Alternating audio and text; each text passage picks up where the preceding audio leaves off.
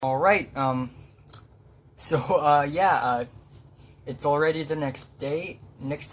And half an hour ago, I was hanging out with my friends. Uh, Amazing, a lot of fun. Anyway, where did we last left off? I believe we had been to Berlin already, and I think I've talked about Alexanderplatz and Gerichtslaube, which is again. Can I repeat this again? Amazing restaurant. We did not expect this whatsoever. And it's fairly cheap as well. And then, of course, we have the Berliner Dom, the cathedral, and then, Lidl near Charité, which is like a very famous hospital in Berlin. Just a couple streets just a couple streets away from us in Habesatstrasse. And then we move on to day 6. Here we go. So on this day we decided to walk over to our place of destination and then walk further, and then we would take a bus back home. And again, day 6 is amazing. So first of all, we just walked straight south through the Charité, and we kind of passed by a DM pharmacy. It's a pharmacy. It's called DM. And let me just open my map. Oh yeah, by the way, I'm gonna show you like the timeline of the places I've been to, like the location timeline. It's a new, it's not a new feature, but it's a really cool feature in Google Map. You should definitely check that out. And then we went across. Just one sec. I'm gonna have to look for that DM pharmacy place in Berlin. But yeah, after passing by that, my mom wanted to like buy a few, hand cream in that pharmacy. After that, we went to our first real destination of that place, and that is where is it? Okay. And that is the Brandenburg Gate. Okay, there we go. DM Drug Market. It's It's at Schumannstrasse. Okay. Yeah. So we went to the Brandenburg Gate, which is a very beautiful place, and outside the gate is the Paris Square, the Paris Plaza, and you can see a lot of the embassies around there with the flags coming out. Italy is there, USA, Canada, the UK embassy is there. It's really cool. So we went across the gate and we went to the Ebbstrasse and Streetstrasse des 17 of July, 17 Juni, whatever. But yeah, 17th July Street, and this street basically goes across the entire park called Tiergarten, and it's a really really huge park. And from afar, we can see this huge and tall statue very very far away, and apparently it's 30 minutes away, and we can see it clearly.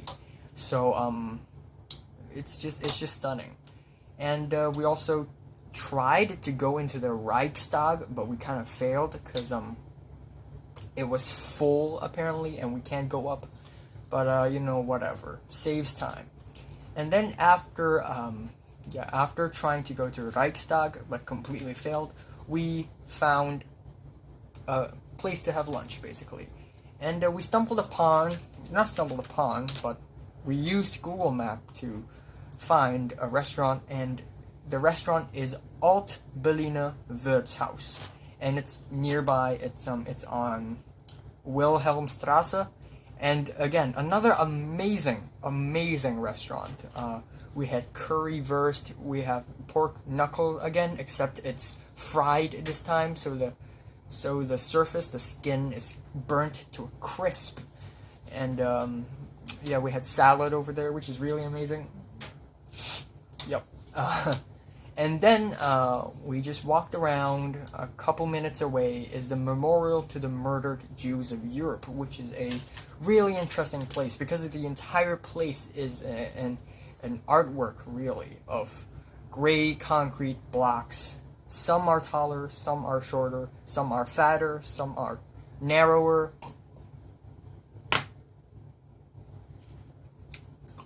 And then there's like an underground museum under the memorial, and it's really heartbreaking. The murdered Jews of Europe, and there's this room where it showcases the number of Jews killed in every country in Europe, and it's heartbreaking. It really is. And then we continued walking down the street. Ebertstrasse, and we went to Potsdamer Platz, and it's a real cool plaza. I love the tall and strangely shaped buildings, and there were Berlin Wall remains in that plaza, so that's pretty cool. And then just around the corner, we went to like a shopping mall, a place like a shopping mall called Arkaden. Arkaden, Arkaden, and we went there simply for one thing, and that is the ice cream, the gelato. I think it's called Gelato Cafe. Coffee and gelato, and I had a huge cup of yogurt in there. Okay, that cup of yogurt is amazing. So it's a huge glass cup, all right. So there's the yogurt. And then there are 3 scoops of ice cream, chocolate, vanilla, and strawberry. And then there were whipped cream on top with blueberries and strawberries and chocolate sauce. And it's an amazing cup of yogurt. Had a lot of fun. And after that, we walked eastwards. And we arrived at the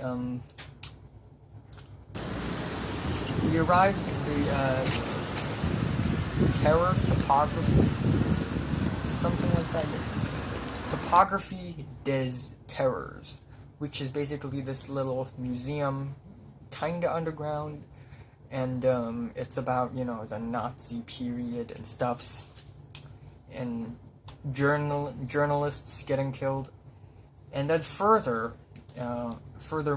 we followed along the Berlin Wall because we wanted to go to Checkpoint Charlie, which is also one of the biggest tourist attractions in there.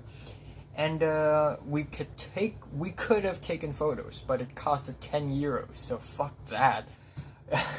We didn't take any photos. And across the street, across of Checkpoint Charlie, there's this little museum, and a little outdoors museum, and that's it. We took a U-Bahn back home. Back to Naturkunde Museum. Yeah, and back home we had salad and spaghetti. Oh yeah, did I tell you about salmon pancakes in Alt Berliner Wirtshaus? Amazing. Day 7, we're exploring West Berlin, and first of all, of course, if you go to Germany, you need to check out the cars. So we went to a little car exhibition place called Classic Remise, or Remise, but it's better pronounced Remise, and it's on Boyselstrasse. It's actually on Sickingenstrasse, but it's near Boyselstrasse. Anyway, it has a lot of fancy cars, has a lot of old cars. It's pretty cool. It's my younger brother's favorite museum, of course, because he loves cars. And then here's the thing. Here's the story. I wanted to buy a little car model for my friend Cedric, who's about to leave, and so I wanted to go to the store to buy a little car, and all the cars were super expensive. Plus, the store was closed. So we asked the guy who manages the place, and he said no, it's closed. And then after a couple minutes, that guy gave us a car for free, a car model. And apparently the reason why it's free is because it's kind of broken. But it's still a really cool car, and I gave it to my friend. I also bought another car later on and gave it to him as well. It's a Porsche GT or something like that. And then we went to have lunch, and this time we had an Italian lunch, and the restaurant is called Pizzeria and Ristorante Dante, and yeah. And then it's actually pretty nice, not gonna lie. We had pizza, spaghetti, the normal stuff. And then because we had extra time, so we went further west to this place called Schloss Charlottenburg, which is a little palace. It's but you know, nothing too special, nothing that great. So And then we went back home. We packed our things and we walked to the Hauptbahnhof. And in the Hauptbahnhof, we had fish and chips as dinner, and then we took a train all the way to Hamburg Hauptbahnhof, and then we took another train overnight to Copenhagen, Denmark. Yes, that is the first overnight train in the entire trip. First one out of two. And you know, I actually slept. I was actually able to sleep because I was super tired. And I was also somehow awake when the train crossed between the German-Danish border. So I filmed the border crossing process, which is pretty cool. And then, next morning we arrived at Copenhagen Central Station, and we were all super tired and super sleepy. And we had this URail pass thing, which allows us to have first class and to enjoy lounges. So that's pretty cool. So we stayed in the lounge for a while in the Central Station. And then after a while, we kind of went out and started off our trip in Denmark. Alright. So the first location. Okay. Yeah, I'm actually kind of curious on my timeline. So anyway, the first destination to go to is none other than the very iconic The Little Mermaid, Den Lille Havfrue. Danish is weird, I know, but you know, it's pronounced Den Lille Havfrue or something like that. Okay, 2018, July 23rd. Boom. So, Den Lille Havfrue, it's actually a really small statue. Yeah, and for some reason it was very hot over there. Like, apparently there's this heat wave, so it's super hot. And I felt strange, to be honest, because it's Copenhagen, okay? We're all the way north at Copenhagen, Denmark. It shouldn't feel that hot, but it's that hot. It's 30-something degrees. It's nuts, dude. Okay, anyway, we went all the way to Den Lille Havfrue, and then we kind of went back a little bit, and we crossed the star-shaped fort, and it's called Kastellet. And again, nothing that special. It's kind of beautiful. I like the red buildings, the structures, but that's it. And we get to cross the river twice. Yeah, the artificial river. And then we continued down south, and before we went to the Little Mermaid, I thought that we're gonna not have enough time. But after visiting the Little Mermaid and Kastellet, I realized that we have too much time to spare.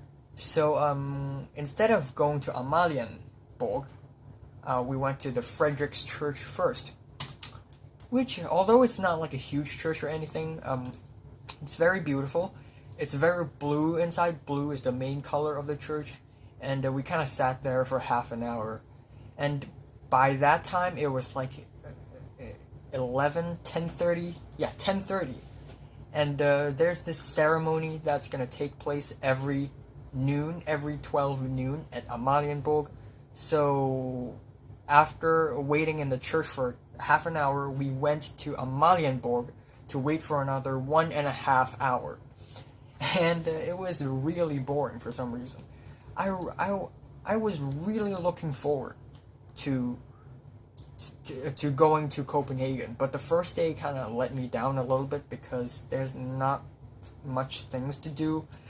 And yeah, we kind of went to this Amalienborg and surrounded by this octagon. Yeah, surrounded by this. We were in this octagon, and then further to the seaside, there's this Amalie garden with the statues and the fountain. It's pretty cool. And before the ceremony, before the changing of the guards happened, there was this huge flash mob of musicians in Santa Claus costumes, and it was very head scratching. And then after a while, they disappeared out of nowhere, and then the guards came, and the whole ceremony took place for like a very long time. There were all these long pauses, so it's not that eventful.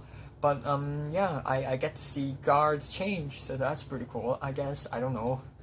And then we walked down south to a place near Nytorv. Hopefully I pronounced that right. If any one of the viewers are Danish, correct me if I'm wrong. But we went down and we went to, and according to Google Map, there's a restaurant. There's a really cool Danish restaurant called Restaurant Paligade, but apparently it's full. So we went to another restaurant called Skinbuksen, which is right beside the King's New Square, Kongens Nytorv, and it's on Lille Kongens Gade, which is Little King's Road, and yeah, and it's right beside Strøget as well, so that's pretty cool. And in that restaurant, we had one big Danish meal. We had smørrebrød, or open sandwiches, and we had a steak, which tastes really bitter, and there's a pie as well. There's a pie, which is pretty interesting. Yeah, I forgot to type it down. Pie. We had pie.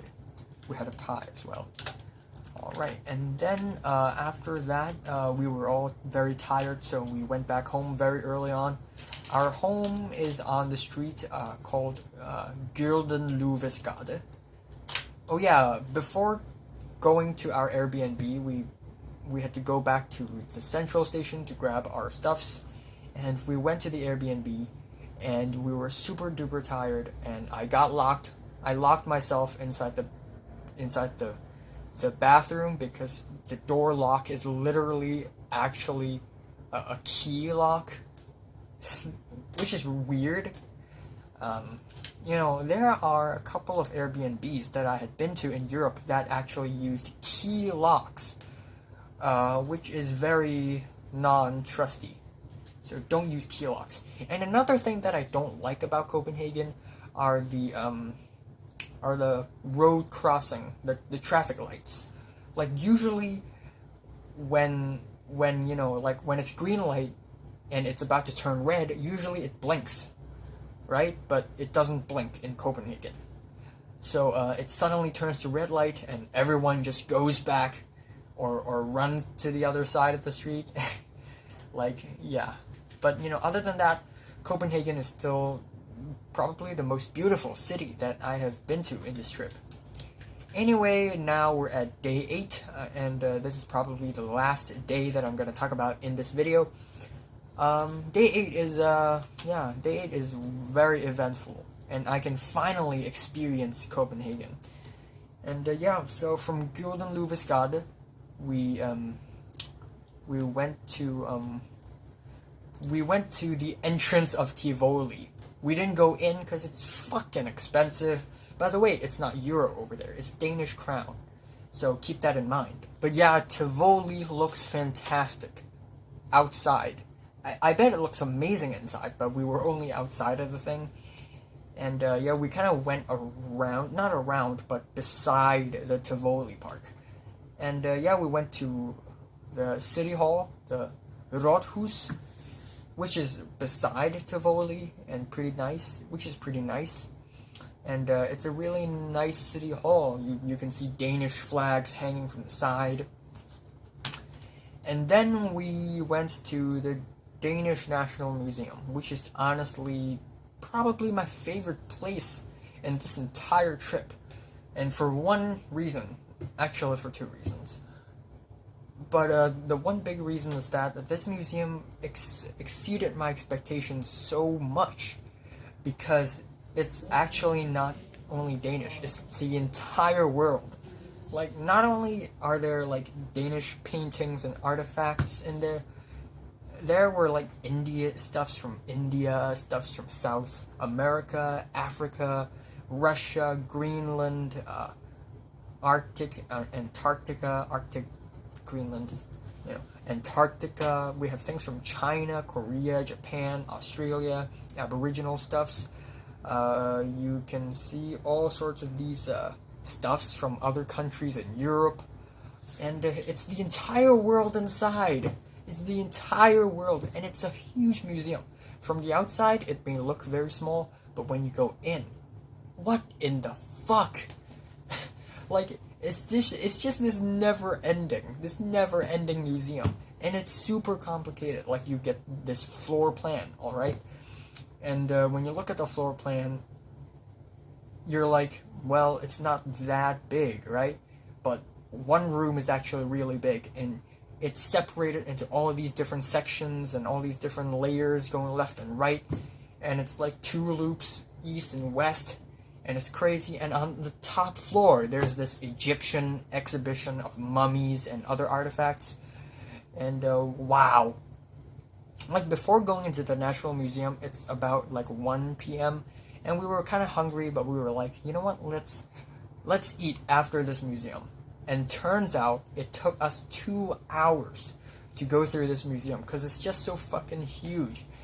And yeah, there's this one room, and it's about myths and legends of Greenland, and you get to play drums and interact. It's like a game, so it's really cool. And there were also all these sound effects going on in the room as well. And for some reason, there's this room, and it's about cosplay, like Japanese cosplay, like anime stuff, which is super weird and unexpected. Anyway, after that, we went across again. We went beside New Carlsberg Glyptoket, whatever, which is that art museum. We didn't go in. We had a hot dog in a hot dog stand, and yeah, roasted onions, mustard, ketchup, remoulade, which is very famous sauce in Scandinavia, and then that's it. Why is my nose itching so much today? Anyway, and then we walked backwards to the Rådhus and Rådhuset, and then we went north this time to a very famous street, a very long street as well, called Stowell. I don't know how you pronounce it. How do you pronounce it? But it's Stowell, S-T-R-O with a cross, G-E-T. Stowell. And it's a huge street, a lot of people in there.